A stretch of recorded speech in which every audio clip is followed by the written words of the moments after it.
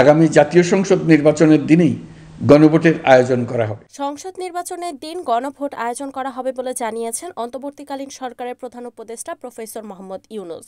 বৃহস্পতিবার দুপুরে জাতির উদ্দেশ্যে দেওয়া ভাষণে একথা বলেন তিনি।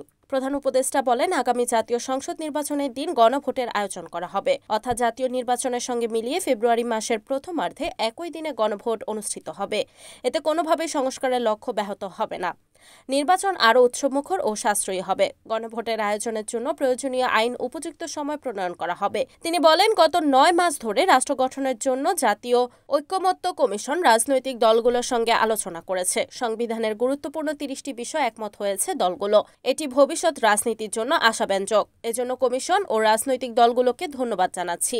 এর আগে জুলাই জাতীয় সনদ বাস্তবায়ন আদেশে স্বাক্ষর করেছেন রাষ্ট্রপতি মোহাম্মদ শাহাবুদ্দিন। বৃহস্পতিবার দুপুরে তিনি এই আদেশে স্বাক্ষর করেন। এর আগে প্রধান উপদেষ্টার সভাপতিত্বে রাজধানীর তেজগাঁওয়ে তার কার্যালয়ে উপদেষ্টা পরিষদের বৈঠকে জুলাই সনদ বাস্তবায়নের পদ্ধতি নিয়ে আলোচনা হয়। গত 28 অক্টোবর জুলাই জাতীয় সনদ বাস্তবায়নের উপায় নিয়ে অন্তর্বর্তী সরকারের কাছে 2টি বিকল্প সুপারিশ জমা দেয় জাতীয় ঐকমত্য কমিশন। জানা গেছে, রাষ্ট্রপতি যে আদেশে স্বাক্ষর করেছেন তার ভিত্তিতেই গণভোট হবে। Next news, NN TV.